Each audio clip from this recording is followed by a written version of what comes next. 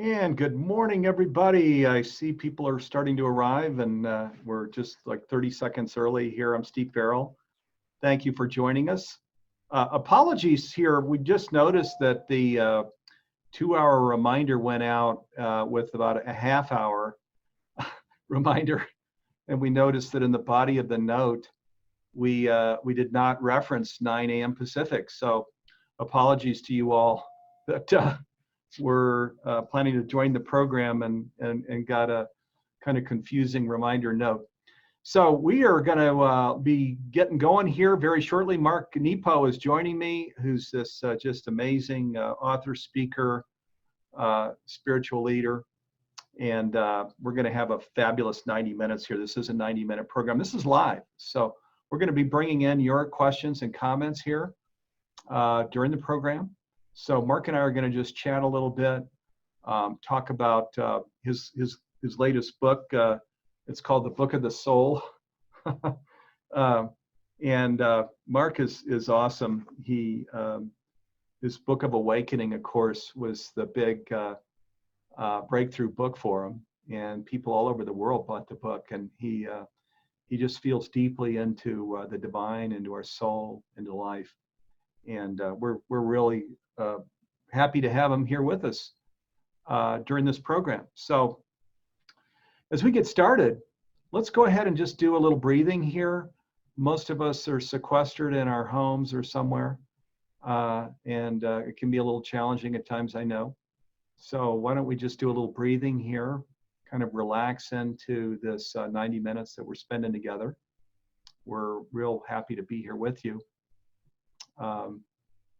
And a little breathing, perfect. And there's Mark. Mark, Hey, welcome. Good to have you here with you. me. Great to be with you. All righty. So Mark is here, and I'm going to give him a formal introduction here in just 1 second. So let me just share as we get started now.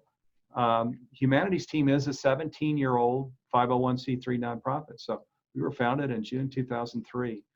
And interestingly, we feel that now is really our moment. It's almost like we were founded 17 years ago to be here right now because there's it's such an important moment in the sense that with this COVID-19 thing, in a sense, we've kind of hit the pause button and everything's come to a stop. And now one of two things can happen. One is you sort of hit pause again and you come off pause and you just go back to this way of unconscious living. But another way is for that pause button to actually be a reset, and for us to be using this time, the gift of this time that we have, to be going within and getting in touch with our own inner guidance and things that we can do consciously, even professionally, and certainly in our personal lives. So that's of course what we're advocating here, is that we take this precious time to, in a sense, hit a reset button. And all of the people that are on this call are conscious, because that's what Humanities Team is about, accelerating our conscious journey, creating planetary awakening, creating flourishing. But all of us, myself, all of us can stretch further, is our feeling. We can stretch further and become even more conscious and even become conscious leaders. We'll talk a little bit about that during the program too, so that we can collectively get this stretch and create this reset that creates this collective world that we've all dreamed about, and that's so important, so that we climb out of this crazy existential crisis thing that we've been in, where collectively we've been living unconsciously. So it's our moment to kind of U-turn and to live consciously. So would value your thoughts, your comments, questions, suggestions here. We're going to get to those here in a moment. But and let me welcome also officially. These calls were monthly, and they were for community circle members. That's a $10 a month program. We opened the whole thing up here to all of our community because of the COVID-19 thing. people are a little anxious, a little stressed, bored, a combination of a lot of things. And we wanted to create time to just come together as family, as community. So welcome to all of you and the people in the Awe and Wonder program that are going through, the Final Frontier program, the Conscious Leadership program, the Technology, Consciousness, and Evolution program. So we've got people in these master classes that are here too, community circle members. A huge welcome to Mark. It's so fabulous to have Mark with us. And it's great to be with you. And all of you, the viewers that are here with us, thank you. Now, let me give Mark a little introduction. Mark is a poet, he's a spiritual advisor, and he's taught in the fields of poetry and spirituality for over 30 years.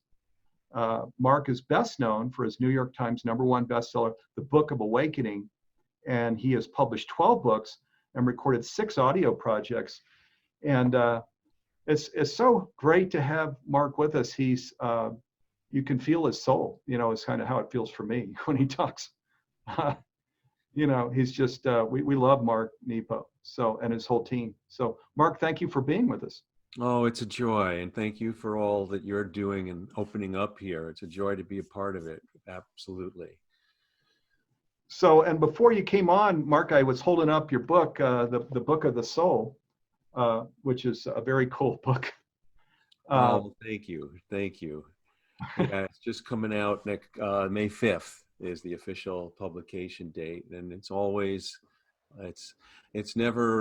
amazing. Doesn't matter how many you're blessed to give birth to. Right, and I'm sure you can order it from Amazon now. Yes, it's all on pre-order. You can get it from many places, Amazon, indie bookstores. Yeah, sure. So this is a live program. Mark and I haven't rehearsed anything. We don't have any. There's no script. This is just a live program where we're coming together to be with you and just to share thoughtfully, consciously, and then to bring you all in. So, but wanted to chat with Mark here first. And Mark, again, as you know, we have no script, but things that I know you're feeling deeply into this time. You Yes. Probably have your own things that you're sharing with all of your community now. You've got this new book. Where would you like to start here? Well, I'd like to start. I really, love and echo and believe in what you're all offering. That, one of the things that's been so amazing for me, and I think I've heard from others, it's not unusual, but this global crisis, it triggers and brings up, deep transformative times for all of us. And of course, for me, I mean, from my work that I'm 69, but in my 30s, I almost died from a rare form of lymphoma. And that whole journey, obviously changed my life. And so I've had some real echoes of what we're going through collectively as to what I went through individually, and I think one of the things that you've already alluded to it is that, and let's be clear from the start, it's not everyone that ever lives will be given the opportunity to be dropped into the depth of life. And that's when we inhabit our deep connection to each other, and when the spiritual journey goes into another level. And that catalyst doesn't have to be a horrible, catastrophic. It can be beauty, it can be wonder, it can be surprise. And, for me, it happened to be cancer. And the cancer is not, it's just a disease, but what is opened is always more important than what opens us. And so right now, this pandemic, what is that going to do collectively? What is that going to open for all of us? What and where will that lead us? Into what depths and what realizations of connection? One of the things I've been thinking about lately is that, which is in one of my books, but the original definition of the word sacrifice, and there's so much deep sacrifice going on. So many, all of our healthcare workers, and everyone from our mailmen to the people who are putting groceries on the shelves, everyone is giving so much. Um, and the soil out of which that sacrifice comes, the original definition of sacrifice means to give up what no longer works in order to stay close to what is sacred. To give up what no longer works in order to stay close to what is sacred. And so one of the open questions that we can't answer, but only live into, as Rilke says, in this time is, what is no longer working that the catalyst of this pandemic is asking us to give up to stay close to what is sacred? What of what is broken needs to be repaired, and what of what is broken needs to stay dismantled? And how do we, with open, tender, brave hearts, have the courage to discern that together? Boy, that is, yeah, such um, a beautiful way to describe it. I mean, it just really brings us down to the individual level of, where we could meditate and pray on that of what is it that it's almost like a shell, that a shell that I can release that's here and no longer working for me, that is going to get me in touch with the sacred to, perhaps my mission in life more deeply. My deeply held values. What are that maybe can emerge now at a higher level as I release these things that it turns out I don't need anymore. That's kind of the metamorphosis definition. It's beautiful. Well, thank you. And I think the other thing, of course, that's been with everyone and with me too, is we're being asked to be in a greater relationship both to the unknown and to fear, and therefore under it all to peace. And no one knows how to do this. We're all learning this together, and so that has echoed a lot with me, especially when I think back to my journey through cancer and fear. We're being asked to feed more than our fear, to honor our fear, but to feed more than our fear. And I have found that every day is a roller coaster, and that there's some moment in every day where a bubble of fear hooks me, and I've come to expect it. Oh, where will it be today? And I think my challenge, and for all of us, is then how do we right size it? Fear has a legitimate place in our lives. It is to accurately alert us to true danger. But when we have so much unknown, which is complicated by so much misinformation, then part of being human is that we inflate and deflate our sense of ourselves and our circumstance. So it gets big. And then how do we, and one of the teachers are everywhere, a teacher for me, and this is a flag, a flag unfurls in the wind. And when it's wide, fully flapping, it couldn't be more immersed in the wind. If a flag tries to hold on to the wind, it will rip. And so, when I feel that rush of fear, I need to say, okay, what is this? And to let it go, and to let it move through me. I've come in this half of my life to understand, before this, but even more so now, that fear is to be moved through, not obeyed. When I ask fear, if I ask fear what to do, it will tell me to be more afraid. Why didn't you ask me sooner? But fear is not to be given the conductor's wand of the orchestra.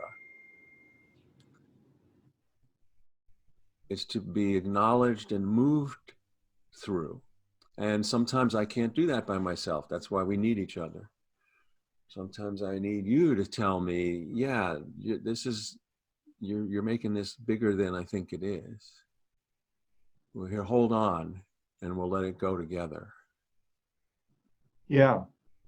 Well, such a practical tool. And it just shows how many paths there are to the mountaintop. I love it because the things you're talking about are things I don't think about that often, but very valuable things to think about.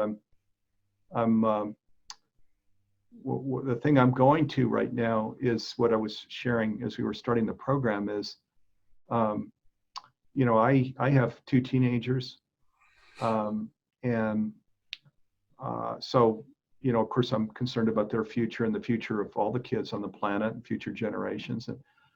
And back in the 90s, so, over 20 years ago, I left Silicon Valley because I felt like I was playing a kid's game, where we were growing and meeting, we were Inc. 500 and all these things, and hitting these new revenue targets and profit targets and creating a lot of financial wealth. But, on a planet that is severely challenged. And so it was that many years ago that I left because I said, this is like serious. I believe we're on the conscious journey. The conscious journey is that we believe we're eternal, that we've actually have many lives. So that's what eternal would suggest. And so in a lifetime, what are the gifts that we can bring? What are the things we can do of benefit to the, to the world around us? And, I actually sold everything, left everything. And it took me 2 years to even, with Neil, then launch Humanities Team. I had 2 years where I didn't have anything to do at all. I just contemplate. But I care, we're on such a beautiful planet. There's such a wonderful opportunity here to create something collectively. And so I'm in the mode of just calling on myself to be the best person I can be, the best husband, dad, person here in Humanities Team. I've got wonderful partners all over the world to just invite us to live consciously and create a planet that's more in keeping with what it can be. And this first thing you were covering, Mark, where really gets right to how we do that, of what are the things we have here that we can discard that we really don't have use for. There's something sacred that's deeper, that's down deeper.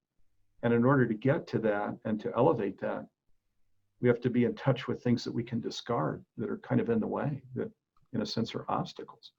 Yeah, thank you, Steve, for sharing all that about your journey too. And I believe that great love and great suffering bring us to realize that we're more together than alone. And we're asked, I know in my own life, the times when I felt like I've had no more to give, what comes up then is actually the most dear thing to give. And, I think one of the things here, I'll tell a quick story. This is about this from history. But I think that it's wonderful to work for what we want. And I think you just shared a great story of that. There's nothing wrong with that. But I found too in my life that working for what I want is often an apprenticeship for working with what we're given. Mm-hmm. And that's when our real gifts show. And I'm moved by this story. It's of a man named Tetsugen, who in the 1600s was a Japanese monk, and his call, what he wanted to do, the talks of Buddha were not yet translated into Japanese, and he wanted to do that. And that was his vision. And he had an artist friend who he said, you can make beautiful woodblock prints, and this would be fantastic, and we'll publish this, and we'll beg alms so we can have enough money to do it. And they went about this with great energy and care. And then after about 8 or 9 years, there was a flood in northwestern Japan where Tetsugen grew up, and like Katrina, and so he gave all the money away, kept translating and going back, and they kept begging alms, and this went on for another set of years. And then 9 years later, there was a famine somewhere else in Japan, but his heart had been opened, and he said, well, even though I didn't grow up here, what's the difference? And he gave the money away. And after 25 years, he finally published the first edition of Buddha's Talks in Japanese. And today in Kyoto, the original copy is under glass, and the plaque reads, in his lifetime, Tetsugen published 3 versions of the holy text. Only one is visible. And he was called to inhabit Buddha's talks. That was the translation, and called, and that leads me to one other thing here that I've been thinking about in connection to all this, and that's that, in later life, the great German philosopher Nietzsche had a very profound statement that was unlike his early work. It was very different, and it goes like this. He said, I want to see what is necessary as beautiful, so I can be one of those who makes things beautiful. I want to see what is necessary as beautiful, so I can be one of those who makes things beautiful. And I feel like we're being asked to work with what we're given. And I think that quote from Nietzsche could be the anthem of our day. I've thought about it while I'm washing my hands, like how do I turn that, what's necessary, into a beautiful ritual? How do we turn the things that we're asked to face and work with what we're given and give more than we think we have to give to make what is necessary beautiful? I don't know the answer to it, but boy, that speaks to my heart. Yeah, no kidding. Yeah, that's one to meditate on, because that's a pretty deep one. You can really feel into that one.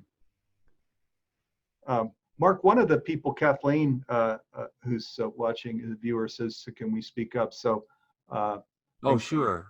We've got a team here too. If our volume's a little low, go ahead and feel free to turn it up. I'll also talk a little louder. Mark can too. So, and here in just a little bit, this is a live program. We're going to be bringing you all in here with your comments and questions and things, and just to kind of share your own musings about this time, and things that you're looking at, things that you think are important that the community should hear about. Mark and I are just kind of launching this thing with a little discussion back and forth. So beautiful, Mark. Wow, thank you for setting the table here, bringing in these really powerful things to think about, these stories that tell important, that get us in touch with really important things too. One other thing that's really been on my heart, and is that, of course, we're all not able to go out. And as we're being forced to be still, I know I'm experiencing myself that from that still point, I start to realize that threshold goes both ways. Like if I turn around, there's a doorway to the inner world as well as the outer world. And we're being asked to go in both ways. And while we can't go outward now, and it leads me to say, while we're sheltering in place, I think one of the challenges is to keep growing in place. Yeah, no kidding. That's beautiful. That's the invitation, isn't it? Because this COVID-19, just like your cancer, and I certainly don't mean to be speaking for you here, Mark, but what you share often, how there were gifts. I mean, it's hard to think of a gift, in cancer, but that's kind of what I hear from you as you tell your personal story. And likewise, of course, there are people losing their lives. We've got this horrific medical emergency, but maybe there really are some real gifts here for us individually and collectively. There's always a reason. So growing in place, That's a nice gift. Well, and I think that the inner life is, I've had some people say to me, God, with everything going on, I don't have time for an inner life, like there's too much crisis. And I feel deeply that this is when we need an inner life more than ever. And the image that helps kind of bring that forward is of a like a redwood, a strong big redwood. I mean, certainly we know that trees, even strong ones in tornadoes or hurricanes, can be uprooted, but most of the time they're not. And it all depends that when those roots are deep and that trunk is wide, then the tree, the upper tree that's in the world, is free to feel the wind, be filled with the wind, maybe even some branches break. But in order to endure that storm, its roots have to go down, and that trunk has to widen. And that's why this inner work is more important than ever, because right now we have to deepen our roots and widen that trunk to endure this storm together and individually. Yeah, no kidding. That's another beautiful metaphor. Yeah, widen our trunk and deepen our roots, which is part of the learning in place. Yeah, very nice. You can, metaphor is so powerful, isn't it? Because you can just Oh, it's visualize the these big things. teacher, the big teacher. Yeah, yeah, beautiful. Love it. Yeah, thank you, Mark. Wow.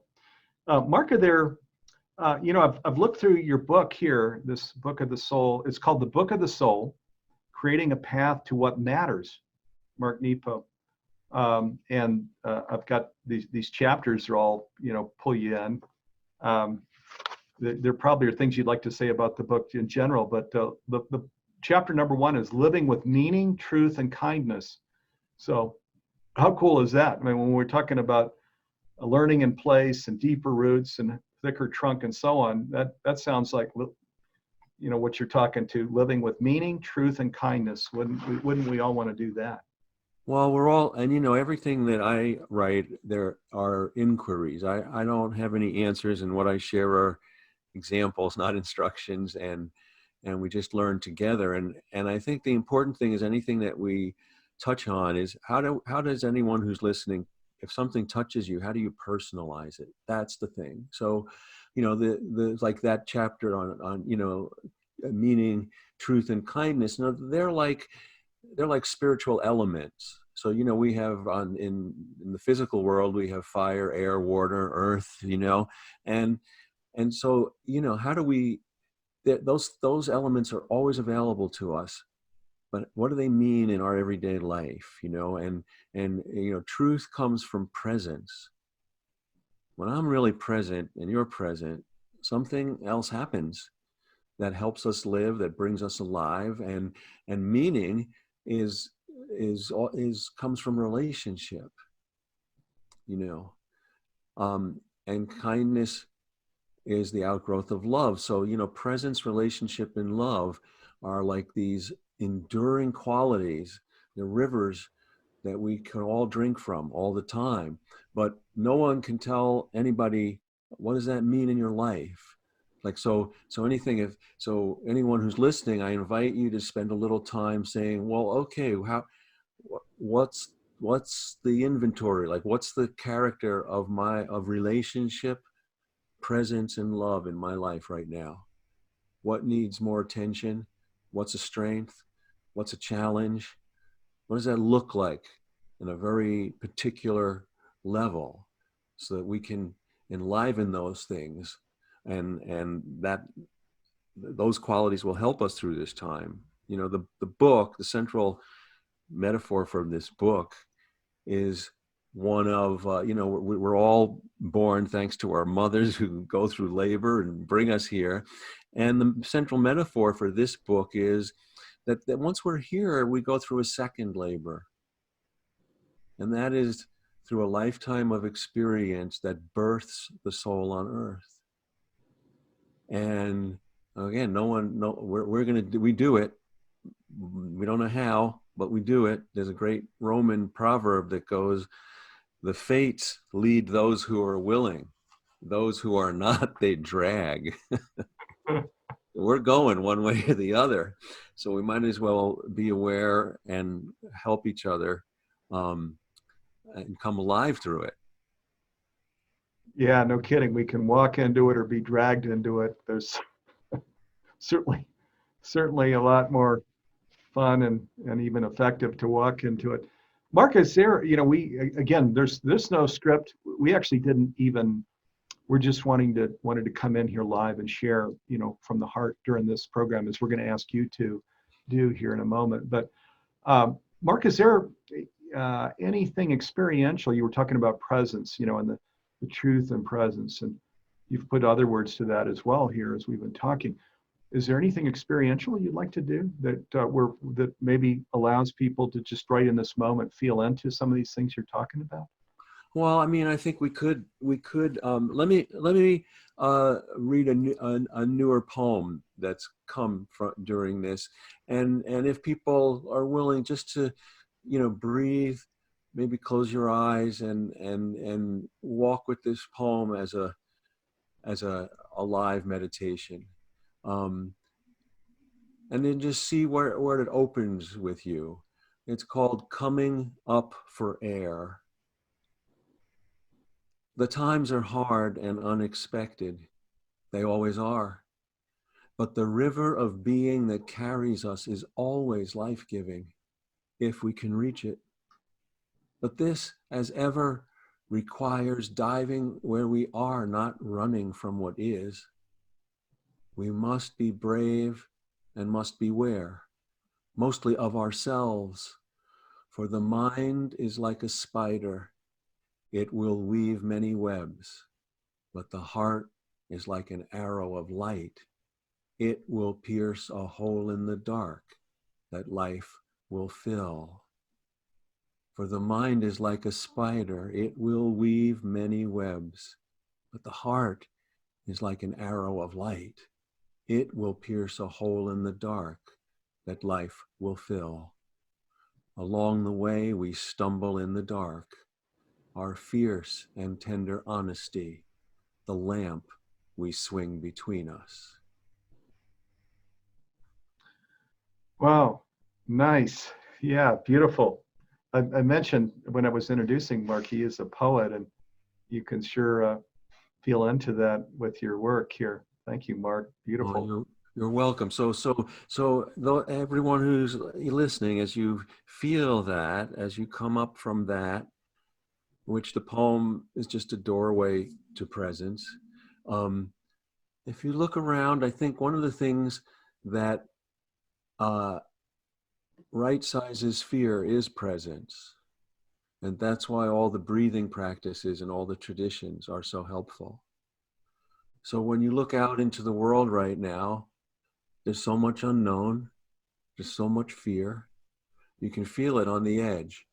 I can feel it right now too. If I look beyond our conversation, if I look out this window onto the street further, yeah, it gets a little scary. Then it gets a lot scary. And now if we breathe and we come back, because under our fear, however real,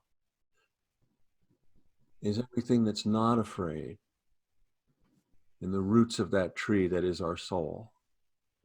And how do you, sitting there breathing, can you let your breath become a pathway between what's not afraid in you and what's afraid in you? And say hello to that path, because we're going to be on that path every day for a while here. When we get afraid, can we open up the path to everything in us that's not afraid? Not turn from fear to something else, but to feel one and then feel the other. So that what's not afraid in us can actually embrace what's afraid in us.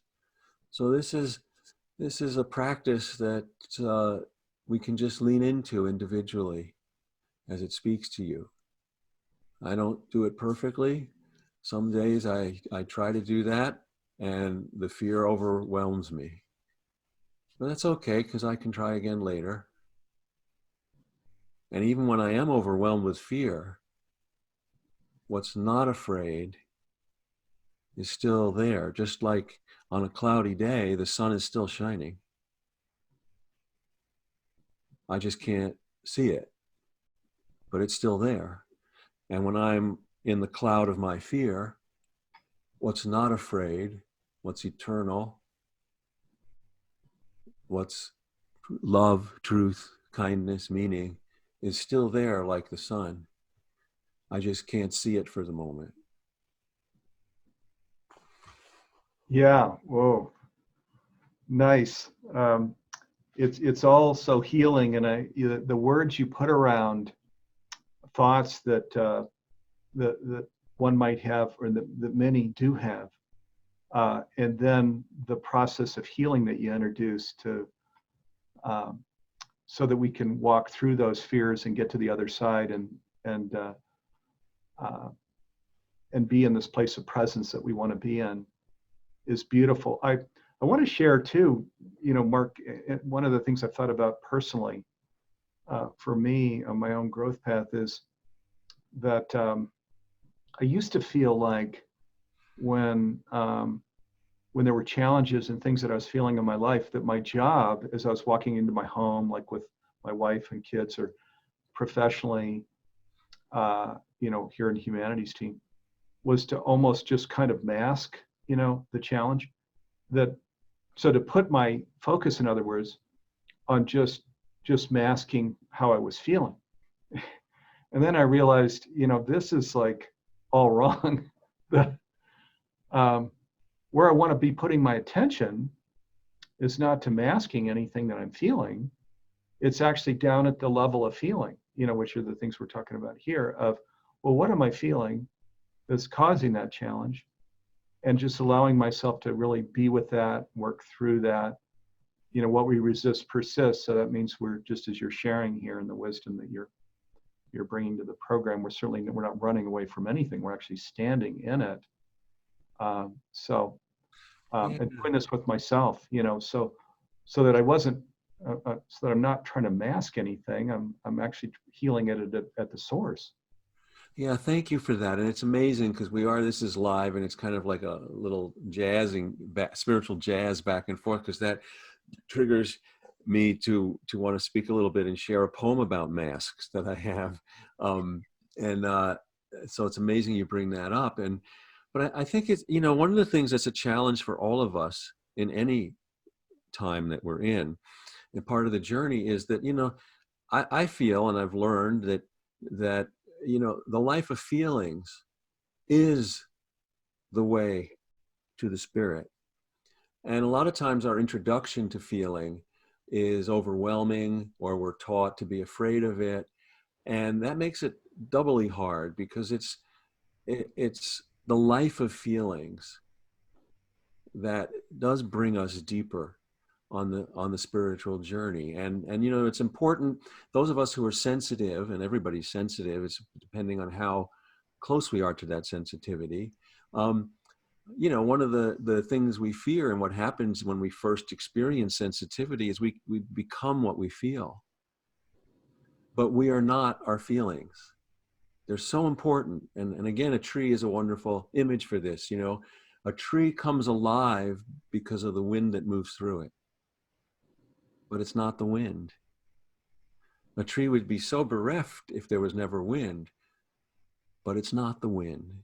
And same thing here, as a human being, we don't come alive unless all those feelings come through us, but we're not our feelings.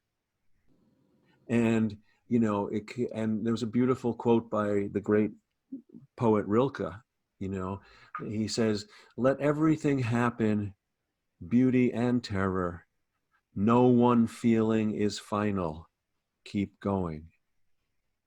No one feeling is final. So as we become more used to our feelings, and we let them move through, they become great teachers. And of course, so D.H. Lawrence, the great, British poet and novelist, he has a poem called Self-Protection, in which he poses the question, what's really the best self-protection? Hiding who you are, or being who you are? Right. And yeah, of course, it's being who you are. And so let me share this poem about masks, called Not a One. A funny thing happened on my way to being awake. I outgrew all my masks. Not a one fit. Not the one I called my past. Not the one I called my dream. Not the one I wore when sad, or the one I wore when trying to be happy. I saved them all like favorite shirts I thought would fit when I became myself again, but that was a mask too. Then just the other day, I was more present than lost and had to put down the mask I called my story. And today, a gust of light filled my face. I felt it on my skin and in my soul. Now, anything is possible. Wow. Yeah. Beautiful. Really stunning. This wonderful. This is why you never want to create scripts. See, because this simply divine series of moments where we're just streaming consciousness. Thank you, Mark. That was really beautiful. So we're going to go over to your comments and questions. We're going to bring you all in. Thank you for they're beautiful comments coming in here, Mark, in the window. People are just saying, "Oh, inquisitive heart. Thank you. Wow, masks gives me chills." So there there are many beautiful comments, and they're thanking you profusely here Oh, in the chat thank, window, Mark. thank you. So this is his new book. It's called The Book of Soul: Creating a Path to What Matters, and it's coming out May 5th. So just in what, a couple weeks, it's available. You can order the book now. So, and also his as I mentioned in his introduction, the Book of Awakening actually was the big breakthrough book that if you're in a bookstore, you might want to sort of peruse that too. So now, let's get to some of the comments you all have. This is a community call, so we're not trying to just, Mark and I take all of the time. There are a few announcements that I want to get to here toward the end of this hour, and then we're going to stay up to another 30 minutes after the top of the hour to get to questions that people have that are going through the master classes. We've got a bunch of people going through master classes now, and if they have questions, we're going to invite them to just bring those in here beginning at 10 Pacific time. So, but let's right now turn to you all, so you can put your hand up. You can put your question in the chat window or comment or musing. Love to just spend some quality time kind of hearing from you all. Now, if you do come on with your hand up, just one thing I'd ask is if you can have the question be fairly brief so that we can give maximum time to everybody that's here. We've got a lot of people that are watching the program here this morning. So if you come on camera, if you can just kind of narrow the comment or question to the key thing that you're wanting to share, that'll be really helpful.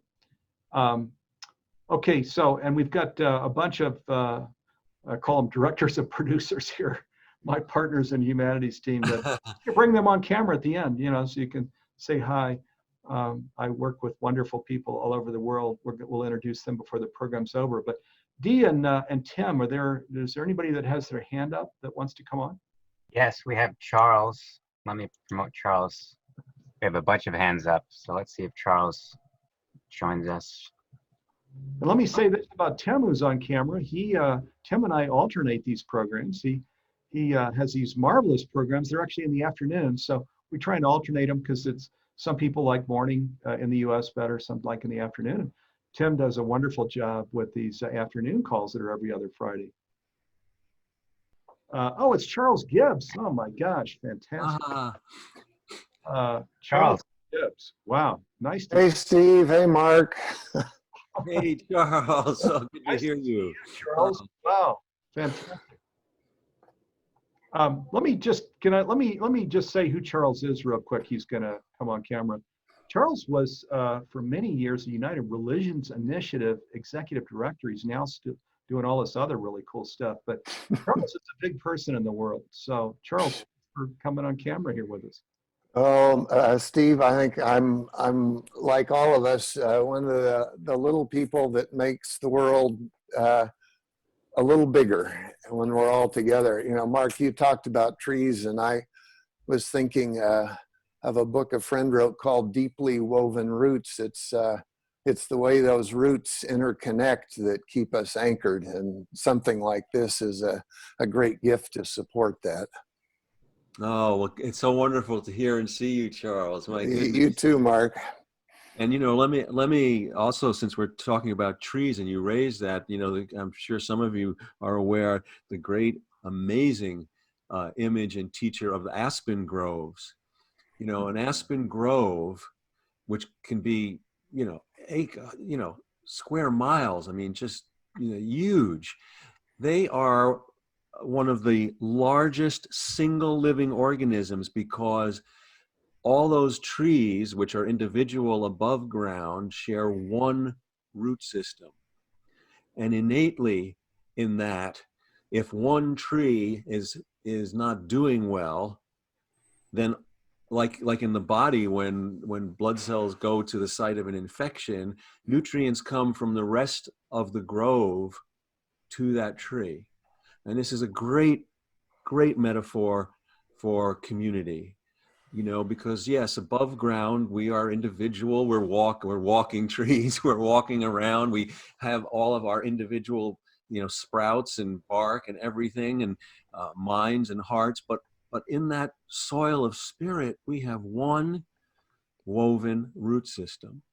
So we need each other, and I need to be concerned, and you need to be concerned. If my roots are not well, they're your roots. We are each other's roots.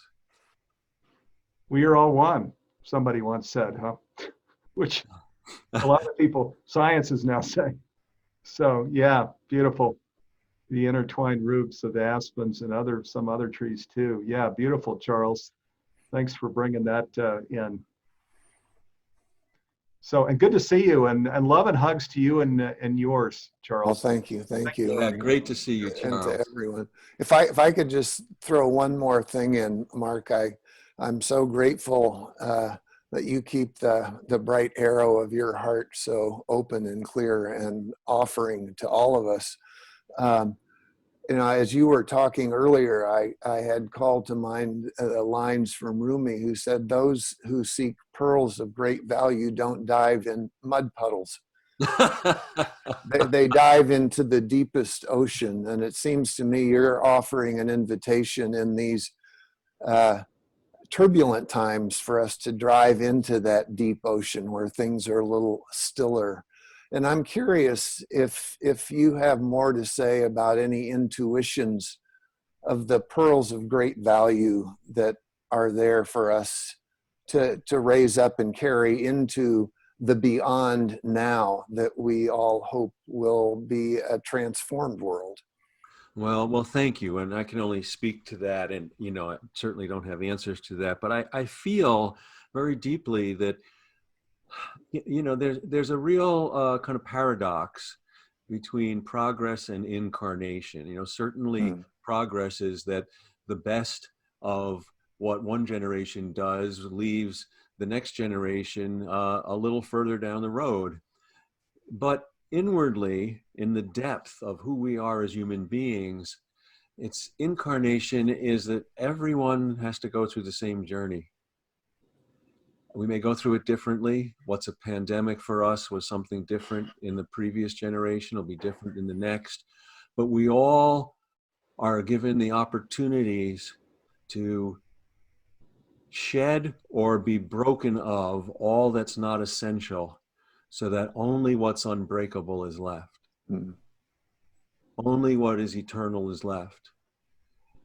Individually and collectively. And this is the journey we are all called into. And yes, my hope and is that on the other side of this, we will be with less masks. We will be with less opinions, which are thought masks, if you will. We will be with less judgments and less walls.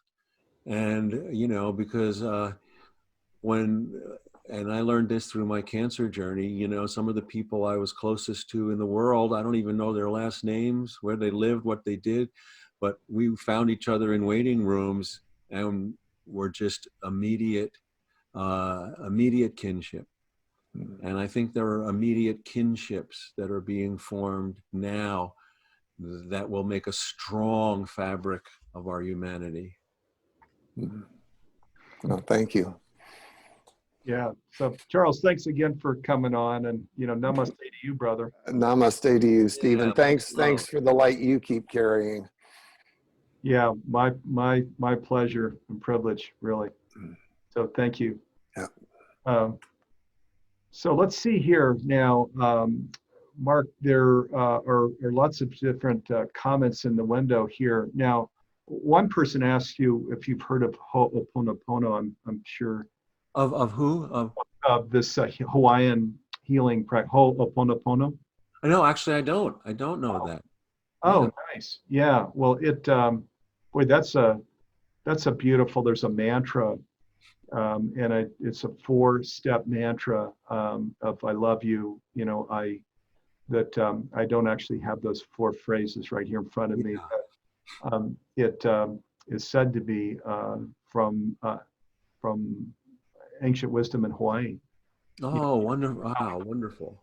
Heal things in our own life and in the collective. We've actually done calls with Steve Behrman and some others here where we were bringing in the Ho'oponopono mantra to heal the earth and heal ourselves. So thank you. I think it was Sangha that brought that question in. Thank you. I look to learn more about that.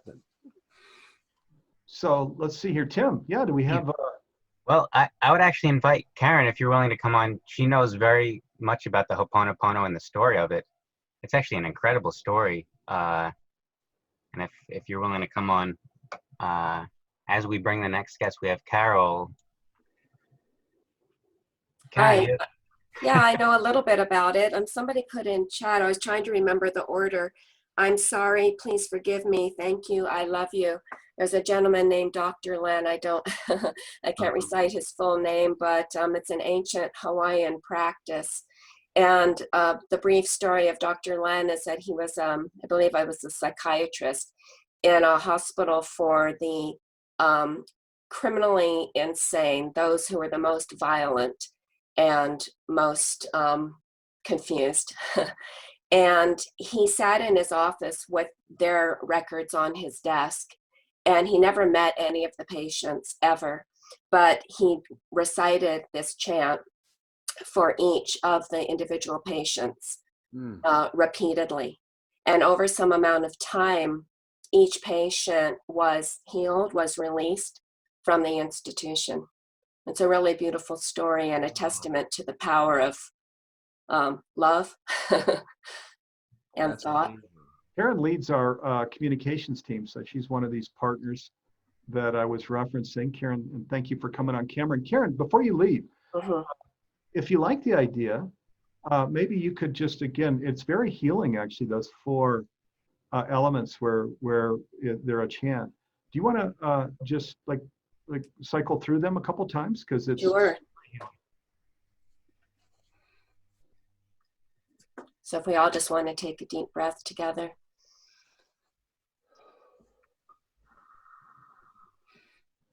You can all think this in unison or say out loud in the privacy of your own home. I love you. I'm sorry. Please forgive me. Thank you. I love you. I'm sorry. Please forgive me. Thank you. I love you. I'm sorry. Please forgive me. Thank you. Thank you. That was beautiful, Karen. And also, and maybe this is clear anyway, but just to say it, we can do this with ourselves, because sometimes we bring these things on where, oh, I feel bad, guilty about this and that, and we can actually heal ourselves by just speaking to ourselves this way. So We can. It's really beautiful. Thank you. yeah, thank you for bringing that in. Beautiful. And wow, we've got messages pouring in here. And Devin wanted to know the poem and your poems. Do you have a book on poems? There's a person named Devin. People are asking about. Yeah. So the way under the way is a book of 20 years of my poetry. So you can, that's out there. There's lots of my books. You can find them all, you know, either on Amazon or on my website, marknepo.com. Yeah, there's a whole, easy to find. Yeah, thank you. And those two newer poems, I'm happy, Steve, to send them to you when we're done. And even though they're not published yet, you can share them with whoever wants them. That's fine. Wow, fantastic. Thank you. We'll send that Sure. out.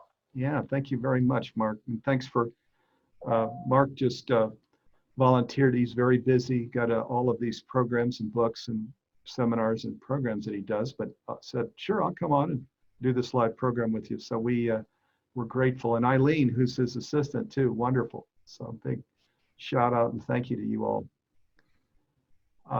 Okay, let's see here. Was the current government sent now because we need to be broken before we can heal? Arthur, that's one of the questions here in the window from Arthur. Well, you know,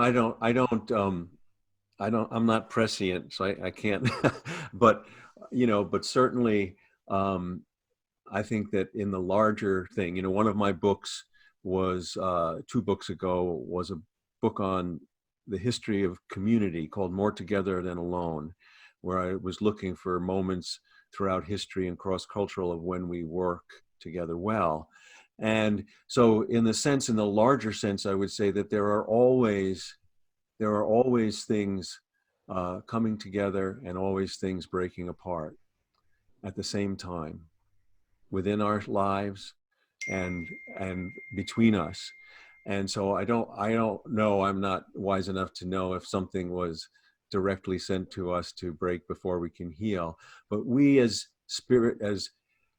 spiritual beings in human bodies and time on earth, a deep part of our journey is always to work with what's breaking open and to work with what's coming together over and over again. And I think, you know, one of the things that's in the new book is to talk about a spiritual warrior, not a military warrior, but a spiritual warrior. And the word war actually goes back, I learned, to an Indo-European root, wers, W-E-R-S, which means to confuse and mix up. So the real meaning of war is a state of confusion within us, between us. And so the life of a spiritual warrior, even in our own home, when no one's watching, is to be devoted to clearing up confusion, to healing what is broken, to discerning, like we said in the beginning, what has broken that needs to stay dismantled, and what is broken that needs to be repaired, and how to help. And if I don't know the difference, to have the courage to ask you to take a look, because we are more together than alone. And so I think that we are being called into this modern form of being a spiritual warrior. Is how can we, not through the mind, not just through clarity of the mind, but through wholeheartedness, how do we clear, not just clearing confusion up by analysis, but clearing up confusion the way the sun disperses clouds. That's how the heart clears up confusion, through love. And what does that mean for each of us? What does that look like in our days? Yeah, beautiful. Well, you keep coming around with these real pearls. Yeah, thank you for that, Mark. Oh, you're welcome. Really beautiful. Here's a question from David. David says, my challenge is finding balance between doing and being. Any piece of advice there? Yeah, and I think, you know, we in our modern world, we have such an emphasis on, I mean, it's interesting, right? We have such an emphasis on doing that we've had to really spend a lot of time on raising the value of being. But they really do need to be balanced the same way that you need 2 good legs to walk, or you without 2 eyes, you have no depth perception. And I think one of the things that through wholeheartedness we were just speaking about, when I'm wholehearted, being and doing are one and the same, however briefly, you know, being and doing are one and the same. And so I would, for myself, what I try to do, I invite anyone, you know, around this kind of topic to, if I can give my full attention, holding nothing back, and lean into whatever's before me. If I'm looking at a bird outside my window, stay with it until I feel at one with it, and see how that feeling of being and doing starts to merge, however briefly. And it's not by accident that in this time that we're in, you know, we're in a worldwide, we're being forced to be still. We're being forced into a global Sabbath. You know, the word, you know, Wayne Muller had a book on Sabbath years ago, a wonderful book. And one of the salient features in that was he talked about that the definition of Sabbath in the Jewish tradition means the one day we don't turn one thing into another. And we have been forced into you mentioned it in the beginning, the pause, you know, we have been forced into a global Sabbath where we stop turning one thing into another, where the doing is to be. Everything is undone so that we can open to the beauty of what is. There's nowhere to go. Yeah, no kidding. Right. Yeah, exactly that whole inner journey. And really, which then creates this being state. But you've got a very unique way of talking about all of these things, Mark. It's beautiful. Oh, Yeah. well, thank you. You know, I think each of us has a gift. If we can discover it and honor it, it'll become our teacher. Absolutely. Discover it and honor it. Amen to that. So, Mark, here's a question from Debbie. She says, would you like to ask Mark about a sense of the Earth flag as a visual symbol of our awakening? Sure. I mean, I think there are dozens of and symbols. Let's talk for a moment. You know, the symbols are not abstract. We think of them as symbols are tangible ways that we keep in view what is hard to keep in view. And we need as many as we can find to remind us of what matters. And sure, that's a great one. And we don't have to choose between symbols. The more, the better. Yeah, beautiful. No, we don't. In this case, more is better, huh? Yeah. Okay, also at this point, one of the things that we're doing is we're reserving a little space here for people in the programs to come forward with questions that you have. I mentioned the master classes that are going on now. There are actually about 5 of them right at the present time. So if any of you in the master classes want to bring forward a question, Dee Meyer and Tim Noe, again, they're kind of helping us out. If you all, we've got, there's 60 messages plus that I haven't had a chance to read. They're pouring in. So thank you all for all the interaction here. If there are questions relating to any of the master classes, Dee and Tim, if you could let us know. Otherwise, we'll just keep going with these community kinds of comments and questions relating to the really deep discussion that we've been having. So I'm going to just scroll the window here for other just general kinds of questions. And I know, you know, Dee, you can bring in things here that relate to a masterclass. So let's see here. Somebody wants to know on the Facebook. So regarding these recordings, the community circle members, we're sending out the recorded links following each of the calls. So if you're a community circle member, in the next 24 hours, you'll get an email with the replay link.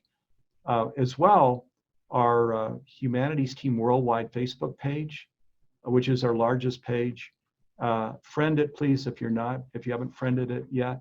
We'll put the replay link there on the Facebook page, so you can just go right to the page here in the next 24 hours, and you can either just click the link and replay it right from Facebook, or you can copy the link and then replay it as often as you like. So 2 ways to get that link. I think we're going to start sending out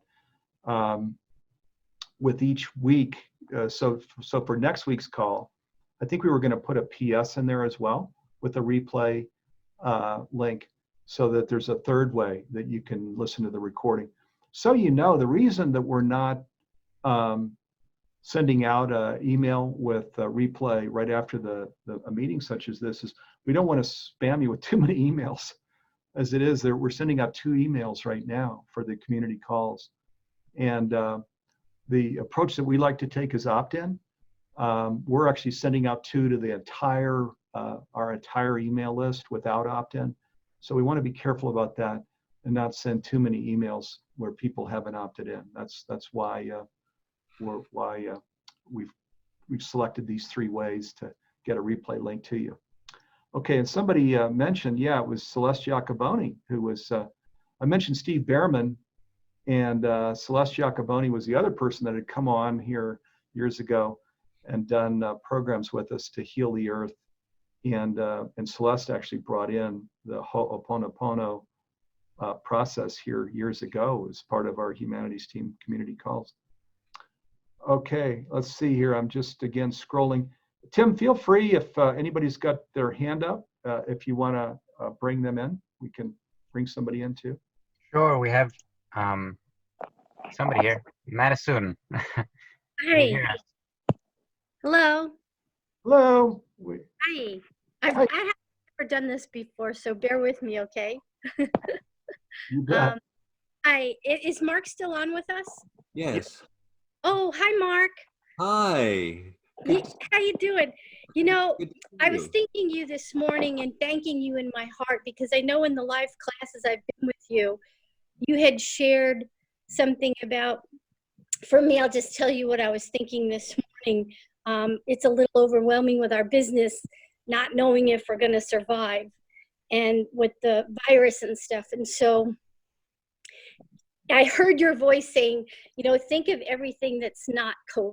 Because sometimes when we focus in on just that one thing, and I know in class you shared that, and it was very helpful for me. So all of a sudden I had this sense of space in my heart and my being, and like I literally felt like I was one with the universe, because I took my narrow focus. I'd been focusing on my business, right? The fear of losing our business we've had for 27 years, and been frightening myself to a great degree. And so it was just this beautiful piercing thought this morning with your voice in my head saying, think about everything that's not COVID.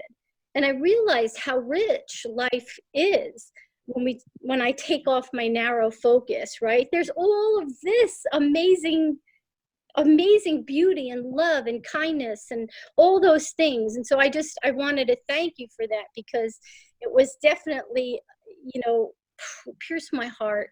And so I'm eternally grateful for you, for exquisite presence and work. No, thank you. It's great to see you. It's great to see you. And I'm looking forward to seeing you at Lake Elsinore, Pine Manor. Oh, wonderful. Yeah.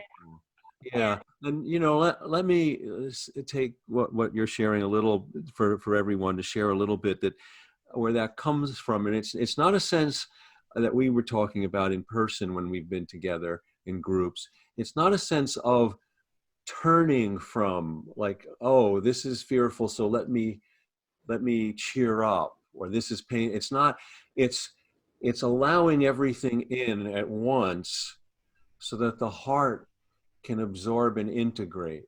Yeah. And that's what to me is renewing, and is that, it's the wholeness of our humanity that is the resource. So, this came to me, and I'm sure I shared it in our groups, was in a very felt way years ago when I was going through my cancer journey. I had a very botched chemo treatment that was very scary and painful after just after having 2 weeks earlier having a rib removed in my back, and I was in a Holiday Inn outside of New York City, and I was getting sick, throwing up every 20 minutes, which was bad enough, but with the soreness of a rib having been removed. And so it was very scary. Didn't have any idea what was next, what was going on, my God.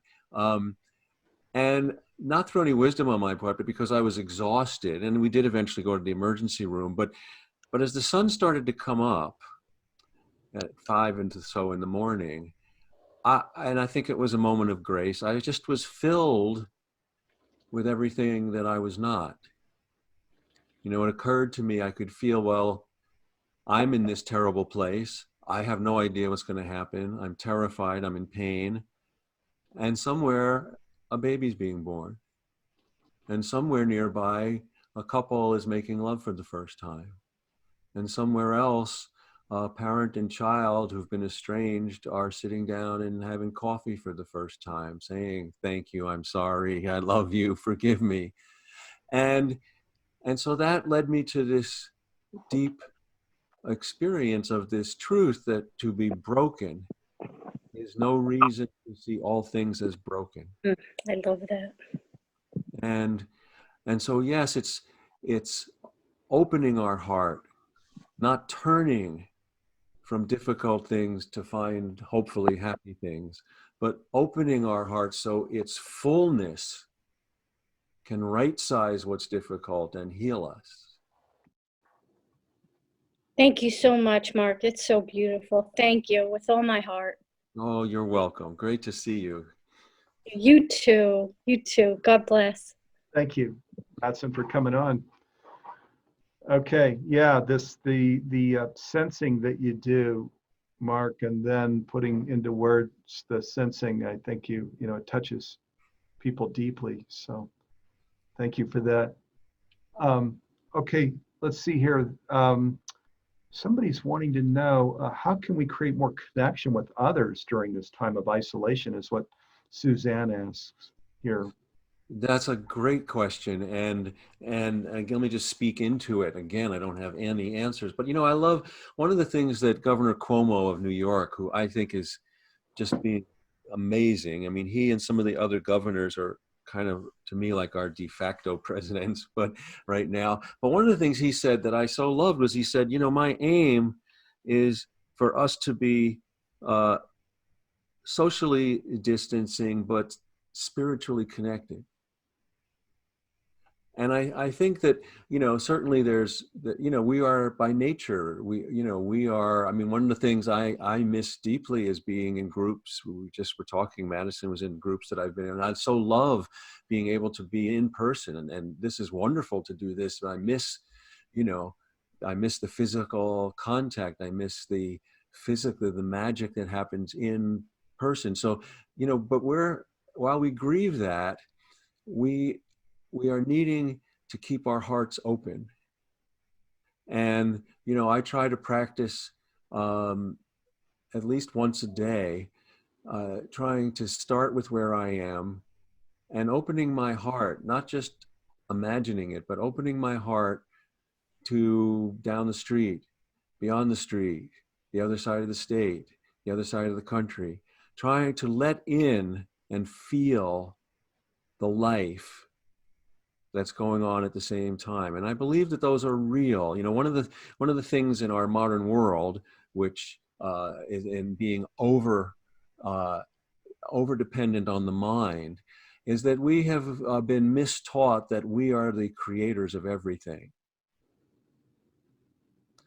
So a great example is that, if I miss my grandmother, who's gone now like 30 years, but was so dear to me, and then that night I have a dream of her, well then, right away I've been taught, and others will tell me, well, you dreamt of her because you missed her. Well, that precludes the mystery that she showed up because I missed her. So we have, the mind is an inlet container. And I think during this time, one of the ways when we're not able to physically be together is to not shut down the mystery that our heart, when it's opened, is connecting to other people and other places. And we are not the creators of everything that moves through us. Yeah, that's for certain. This whole, we are all one, that says we're actually an emanation of one thing, which we can put any names to. Humanities team, we call it the divine. But so, which says that we're not the creator of everything. We're a wave in the ocean, but not the whole ocean. That's beautiful. Yeah, thank you, Mark. So let's see here. Here's a question from Nancy. Nancy says, from the time we were born, we seem to lose touch with our divine origins. How can we reconnect and regain our wholeness? Well, that's the question. That's the question at the heart of really all my work and my new book. And I think all the things we've been talking about are answers. And I think each person has to, and not the answers, pathways. I think each person, each of us, if we hold that question as a lens, then as we go through our days, we start to discover we always have choice points. Are we putting on a mask? Are we taking a mask off? Are we facing what we're feeling? Are we avoiding it? Are we being truthful? Are we denying something that's difficult? Are we being forgiving? Are we holding a grudge? There are 1,000 choice points every day through the lens of that wonderful question that we can keep returning. And I often talk about, when I'm with circles of people, that I believe that each of us has to develop a personal practice of return to oneness, return to wholeheartedness, return to what's essential. Because being human, we veer. I will be clear with you in this time, and I'll get off our call and take the garbage out and trip, and it'll all spill, and I'll forget half of what we talked about. And I'll need you to remind me. I'll need to relearn it, which at first seems like frustrating, but is there anything better to do than to learn what matters and what love is all about, and have to relearn it again? Medieval monks, when asked how they practiced their faith, said by falling down and getting up. I love that. I love that because I know it. I do it all the time. So that brings us to the fact that, back to incarnation versus progress, that wisdom is not a shortcut to life. It's a support. It's a resource. No matter how much we learn, no matter how much we read, no matter how much we listen, that will support, life will support us in going forward, but it's not a shortcut. Yeah, no, it's not a shortcut. Yeah, I don't know whether there is a shortcut. That's a wonderful question to hold and not answer. So thank you. Yeah. So let's see here, Mark, and we're getting near the end of our 90-minute period here. So, but this is a question from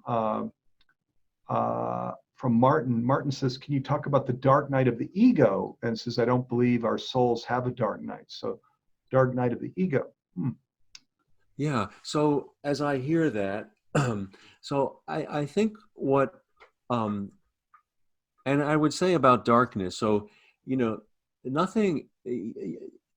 What makes things dark is our inability to see.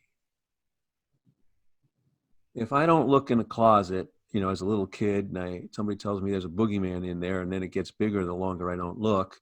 And when I finally look, I open up and it's so dark, and then after a little while, it seems a little lighter.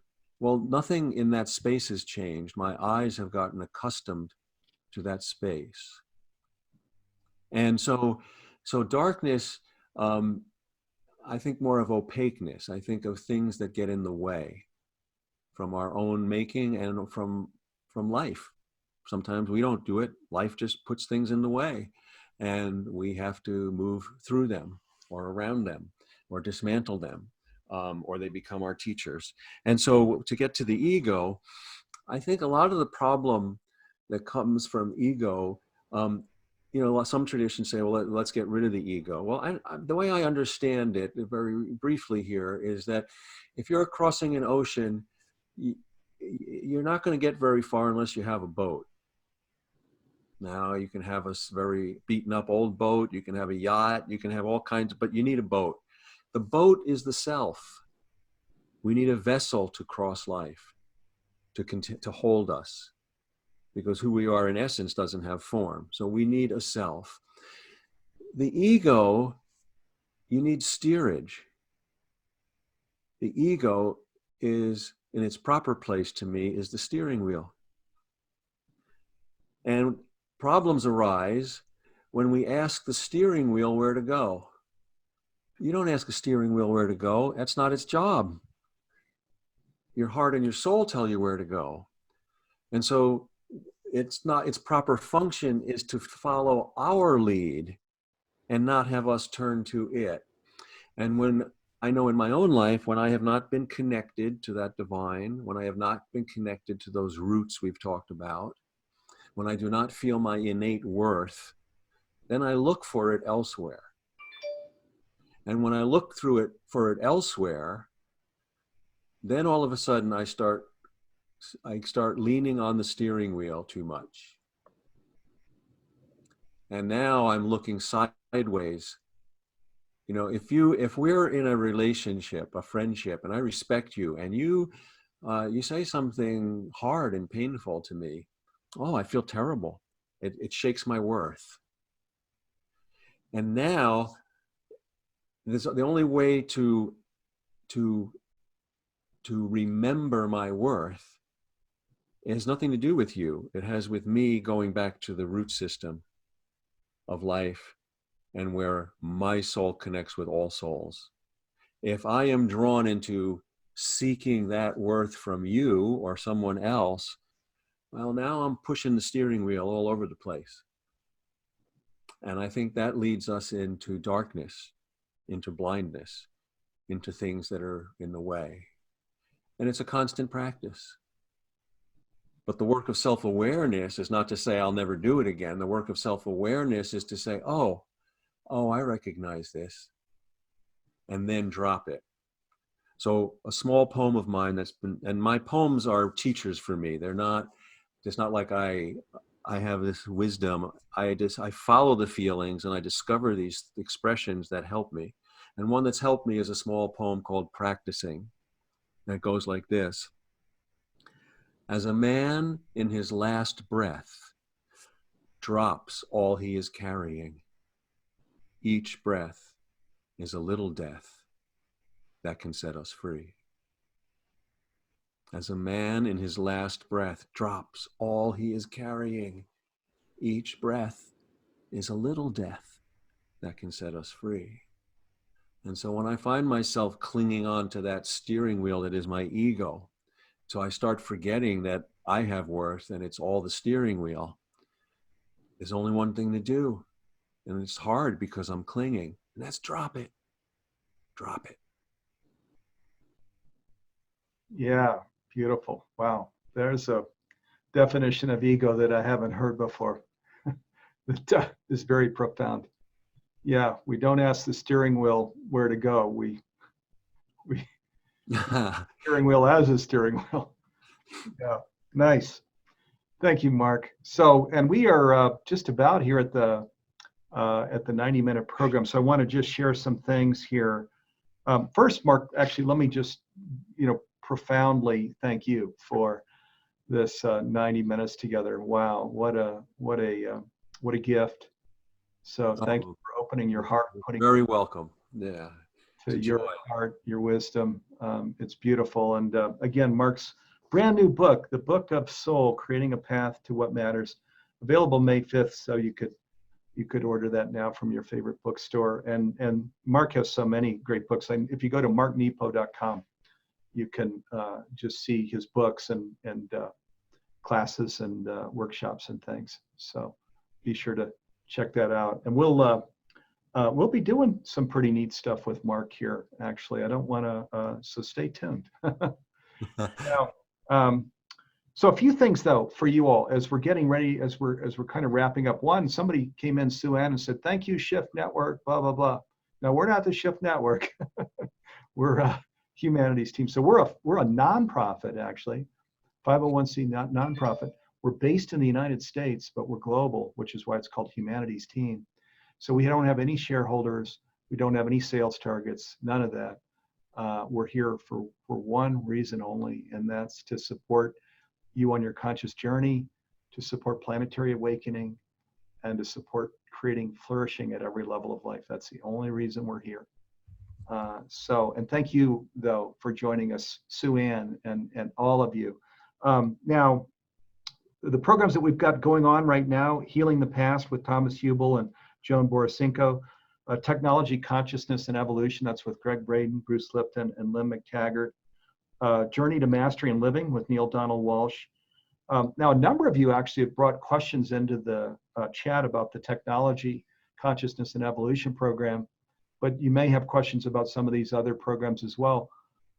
We'll put in the chat window an email address that you can send your questions to. If we didn't get to your questions relating to any of the master classes, we can help you, get registered or answer questions that you've got here relating to the particular master class. Not the content. That's what the mentoring sessions are for, where the faculty comes in and does the live mentoring. But other questions about the programs themselves or getting registered and things like that. I also want to mention we are offering more scholarships right now. So we're offering double the half scholarships, and we're also offering full scholarships. So I want to invite you, if you are one that's doing pretty okay now financially, to not apply for those, so that we can save those for people that are really in a challenging place right now. And there are many people that have lost their jobs, they've lost their income, and that's why we're doubling now these scholarship programs. So if you fall into that category, we'll put an email address here in the window that you can reach out to for a half or full scholarship. Okay, I want to bring on the team here, if they can all come on screen. So these are Tim Noah, Karen Gordon, Dee Meyer, even Eileen, if you're there, who's Mark's assistant. Come on, there we go. So these are my angel friends. We're a nonprofit. This team is either unpaid, as I am, 17 years in, and many others, or they're lightly paid. So we're here just because we have a huge passion, for this work of creating these lives individually and collectively that we know are possible when we're conscious. So, and we get to work with wonderful people like Mark, and other wonderful leaders all over the world. So yeah, Dee and Tim, Karen, Garth, come on camera here. Come on, let us see you. Garth's got kind of a heaven view when he comes on camera, as you'll see. So thank you all. There we go. See, he looks like he's waving from heaven. So thank you all. They make the program possible, write the communications. Mark and I do the easy part. We get to just sit here and yak on screen. Yeah, they make it all possible. So thank you guys very much. And I don't know that Eileen can come on, but Eileen, thank you. She's Mark's assistant. She's wonderful. And thank you for the great work you're doing. And viewers, thank you all for spending this quality time with us. I hope with it in this sequester, and this, as Mark calls it, growth in place, that this was a valuable 90 minutes. We really appreciate having this quality time with you. And namaste to all of you. And next week at 3 o'clock Pacific, Tim is on with his special guest. So come back and join us in the afternoon next week. Tim's got a fantastic program in store. Okay, thanks everybody. Mark, thank you. You're welcome. So much goodwill to you all. Love. Okay, to you too. Love and peace and blessings, everybody.